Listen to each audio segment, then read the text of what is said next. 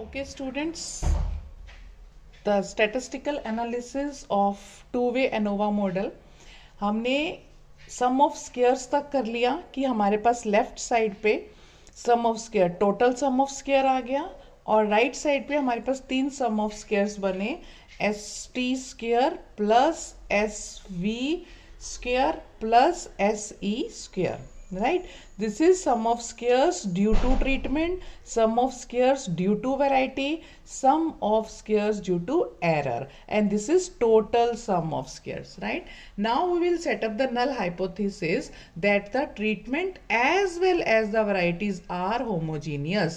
यानी कि ना तो कोई ट्रीटमेंट में फर्क है अगर हम उनके मीन्स निकाल लें, ना होमोजीनियस, यही हमारा नल बनेगा ना. हम तो कहेंगे दे आर इक्वल, कोई भी ट्रीटमेंट तो दे आर इक्वली गुड. ठीक है, so null hypothesis for treatments and varieties will be like this. क्या बनेगा उसका ट्रीटमेंट के लिए आपके पास अगर आप ट्रीटमेंट की बात कर रहे हो तो null hypothesis will be your μ1 is equal to μ2 is equal to μ3 up to आपके पास जो है ट्रीटमेंट्स कितने हैं μk. So this will be mu k, means all treatments as well as the varieties are homogeneous and this is the total mean effect will be equal to mu. ठीक है, आप ये कह सकते हैं ना कि अगर इसी तरह से आप वैरायटीज का अगर करोगे तो h नॉट इज टू आपके पास क्या है μ1 μ2 μ3 अप टू μv. ठीक है ना, मतलब आप अगर उसकी बात कर रहे हैं तो आप उस तरह से आप या फिर इस तरह से कर सकते हैं कि अगर मैं वैरायटी और उसकी बात कर रही हूँ कि हम सिर्फ ट्रीटमेंट की बात करें तो आप इसको नोटेशन चेंज कर लो, इसकी 0t कर लो और इसकी 0v कर लो. ठीक है, और यहाँ पे आप इसका 1 डॉट कर लो, 2 dot 3 dot up to k dot. Right, और इसी तरह से इसका dot 1 dot 2 up to dot v.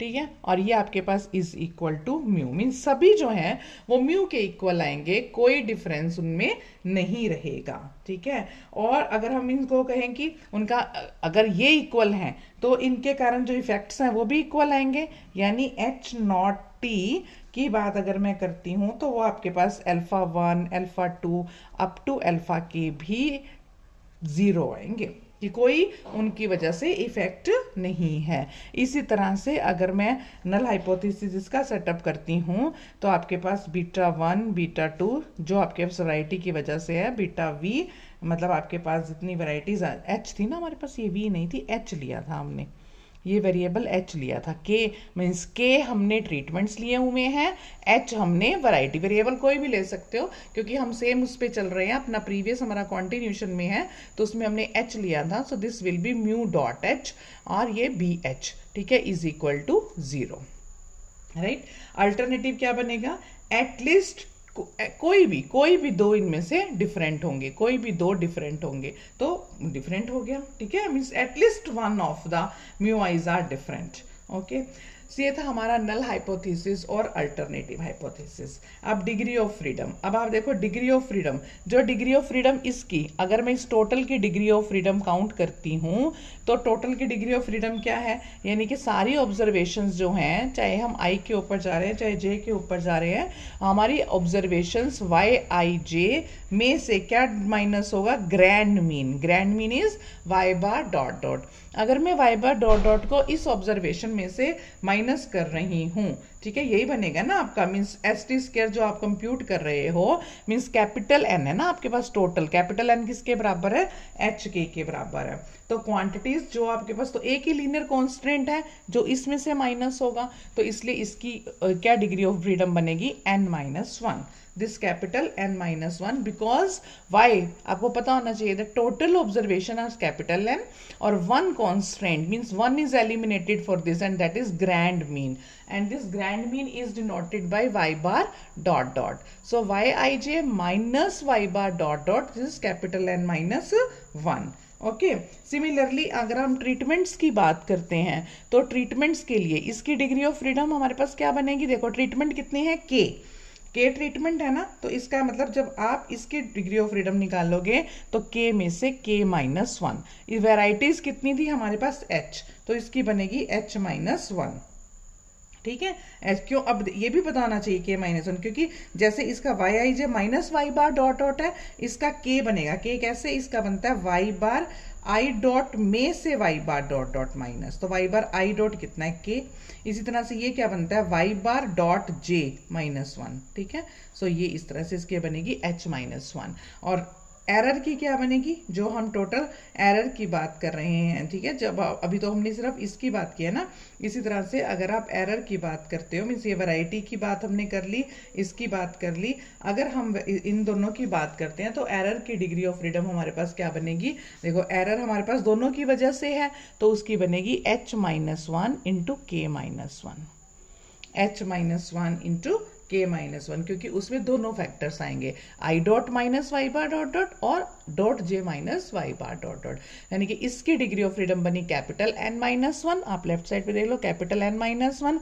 इसकी डिग्री ऑफ फ्रीडम बनी ट्रीटमेंट की k माइनस वन, इसकी डिग्री ऑफ फ्रीडम बनी h माइनस वन, इसकी डिग्री ऑफ फ्रीडम बनी k minus one into h minus one, ठीक है। तो आप देखो इसको करके, आपके पास अगर आप इसको खोलते हो, ठीक है, तो आपके पास क्या बनेगा, अगर आप इसको खोल लोगे, आपके पास जो है मैंने भी बताया कि k minus one h minus one, तो आपके पास इसकी डिग्री ऑफ फ्रीडम आपके पास देखो क्या बनेगी, तो आपके पास कैपिटल N माइनस वन आएगी, ठीक है। k minus one h minus one और h minus one into k minus one, because actually ये क्या है, this is h k minus one, this is h k, तो this is equal to this. तो ये आपके पास डिग्रीज ऑफ फ्रीडम हो गई, ठीक है।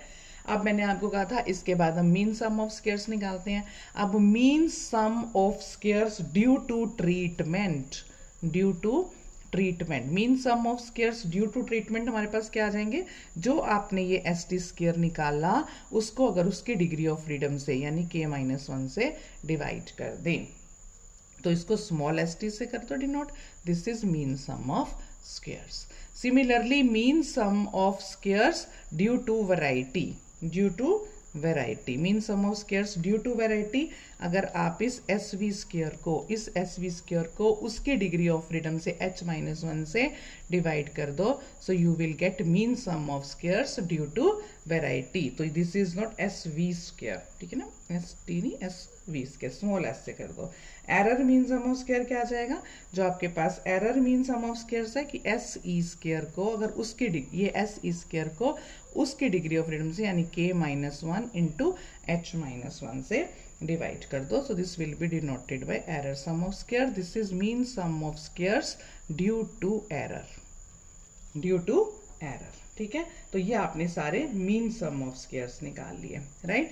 जब आपके पास मीन सम ऑफ स्क्वायर्स आ गए तो अब आप अपनी एफ रेशो कैलकुलेट कर सकते हो, ठीक है। तो एफ रेशो उसमें एक बनी थी हमारे पास, मतलब एक एफ टेस्ट कैसे था वो, कि ड्यू टू जो आपके पास ये mean sum of square due to treatment आया था वन वे में, उसको अगर आप एरर से डिवाइड कर देते हो दिस एस ई स्क्वायर से, तो आपके पास ये रेशो आ जाती है।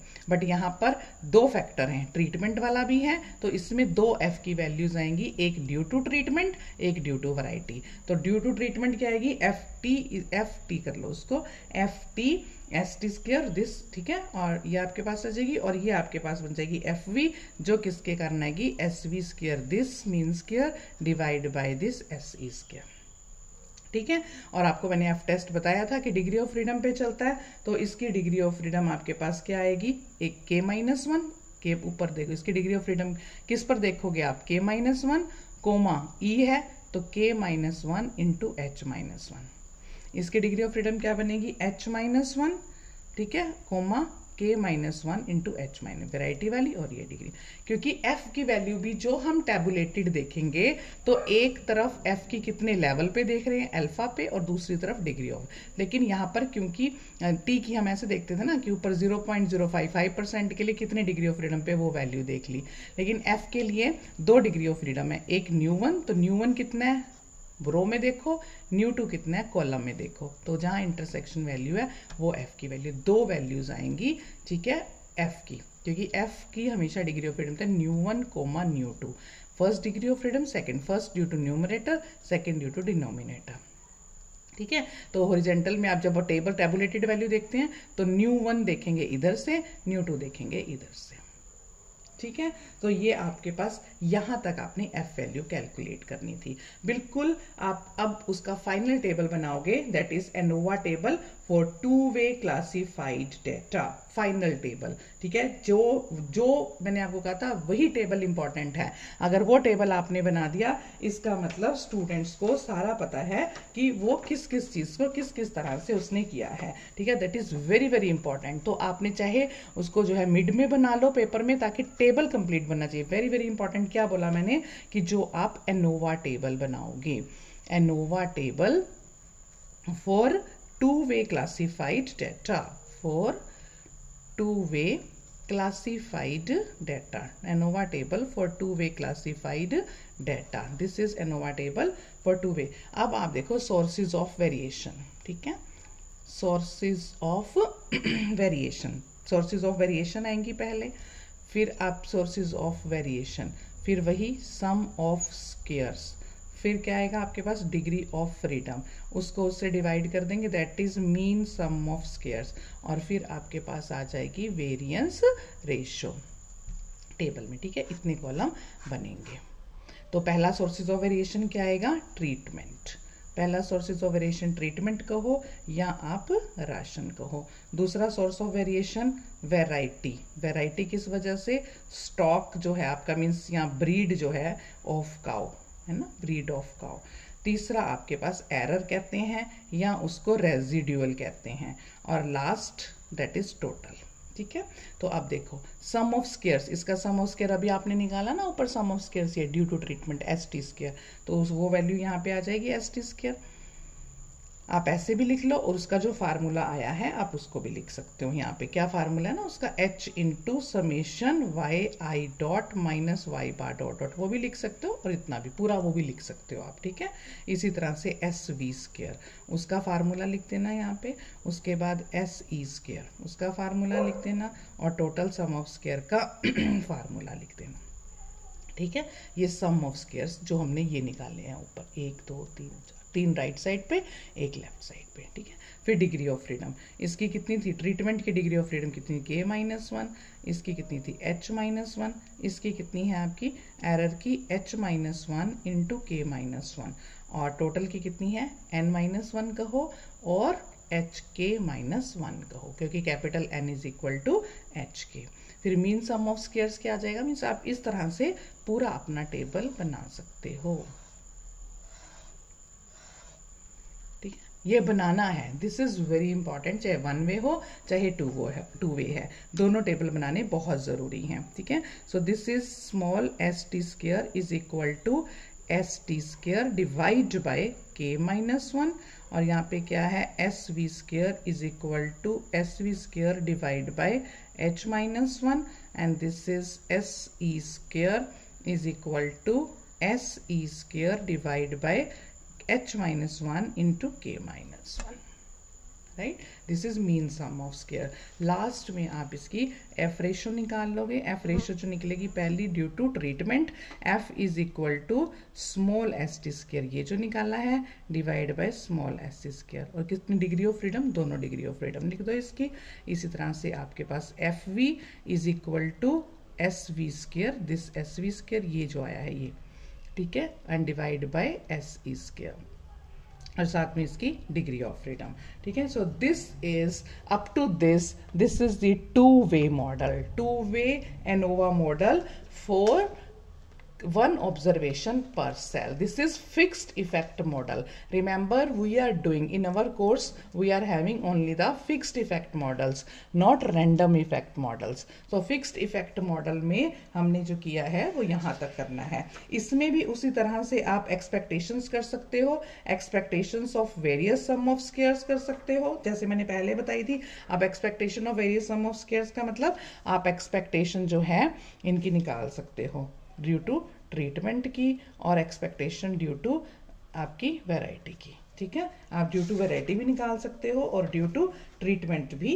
निकाल सकते हो, और ड्यू टू एरर भी। ये एस कैपिटल लिया हुआ है सम ऑफ स्क्वायर्स की, है ना, और ये भी एस हमने कैपिटल, ये तीनों जो राइट साइड पे हैं, due to treatment, due to variety, due to error. तो उनकी एक्सपेक्टेशंस तीनों की निकाल कर दिखा सकते हो, ठीक है। Expectations of various sum of squares, यानी expectation of S T square, expectation of S E square, expectation of S E square, ये आप निकाल कर इनका बता सकते हो, एनोवा टेबल बना सकते हो। और एक चीज मैंने आपको बताई थी, वेरिएंस ऑफ एस्टिमेटेड पैरामीटर्स, ठीक है। वेरिएंस निकाल, एस्टिमेटेड पैरामीटर्स कौन से थे, किनके वेरिएंस की बात कर रही हूँ। एस्टिमेटेड पैरामीटर्स तीन ही थे मेरे पास, mu cap, alpha I cap और बीटा जे कैप, ठीक है। तो इनके वेरिएंस बता सकते हो, यानी वेरिएंस ऑफ म्यू कैप निकाल के दिखाओ, variance of alpha I cap निकाल के दिखाओ, और variance of beta J cap निकाल के दिखाओ,